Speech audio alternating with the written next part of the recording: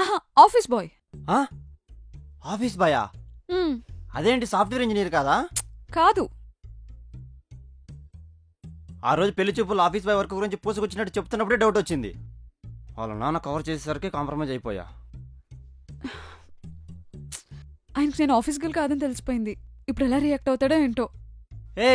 నువ్వెందుకు భయపడుతున్నావు? Office boy job చేస్తూ సాఫ్ట్వేర్ ఇంజనీర్ అబద్ధం చెప్పింది ఆయన భయపడాలి. మేనేజర్ జాబ్ చేస్తూ ఆఫీస్ గర్ల్ అని చెప్పి అబద్ధం చెప్పింది వాళ్ళు భయపడాలి. నువ్వు స్ట్రాంగ్గా ఉండు. Good morning. శాలరీ కట్టనే పర్లేదు, వాళ్ళ వరకు ఆఫీస్కి వెళ్ళకూడదు. ఒరే నువ్వేంట్రా ఎక్కడున్నావు?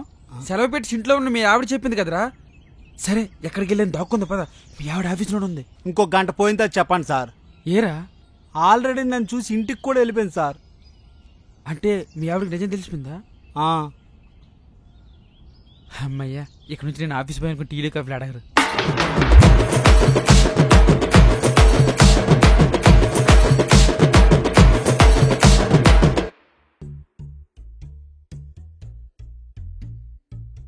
ఏంటా చూపు? సాఫ్ట్వేర్ జాబ్ చేస్తున్నానని చెప్పి మోసం చేసి పెళ్లి చేసుకోవడానికి సిగ్గులేదు? మరి మీరేం చేశారు? మీ చెల్లి ఆఫీస్ గర్లని అబద్ధం చెప్పి నాకు ఇచ్చి పెళ్లి చేయలే? ఓ ఆఫీస్ మేనేజర్ నీకు ఇచ్చి పెళ్లి చేశాం, దానికి సంతోషపడాలి నువ్వు. అంత ఆఫర్లు మాకెందుకులేండి, మా బతుక్కి ఏ సేల్స్ గర్ల్ లాంటి వాళ్ళని చేసుకునే వాళ్ళం. వాళ్ళైతే మాకు సమానంగా ఉంటారు కాబట్టి ఆఫీస్లో బాయ్లా ఉన్నా ఇంట్లో బాస్లా ఉండేవాడిని. మరి ఇప్పుడు అక్కడ బాయ్ ఇక్కడ కూడా బాయ్ అయిపోతానని భయం వేస్తుంది. ఇప్పుడేమంటావు? చూసారా, బాయ్ అని తెలియగానే ఏవండి నుండి ఏకొచ్చింది. అందుకే మనకు సమానంగా ఉన్న వాళ్ళు పెళ్లి చేసుకోవాలంటారు.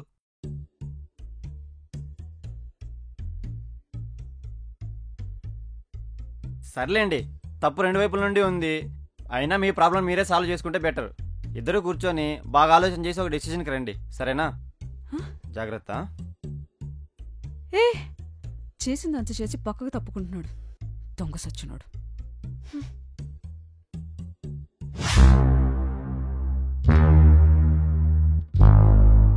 ఇంకేంసేపు సైలెంట్గా ఉంటావు? ఏదో ఒకటి మాట్లాడు. కొంచెం మర్యాద. తొక్కలే మర్యాద అంట మర్యాద.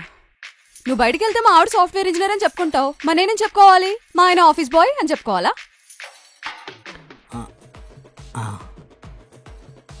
నిజం తెలిసిపోయింది కాబట్టి ఈ ప్రాబ్లం. నిజం తెలీదు అనుకుంటే ఎప్పుడులాగే హ్యాపీగా ఉండొచ్చు కదా, సరేనా?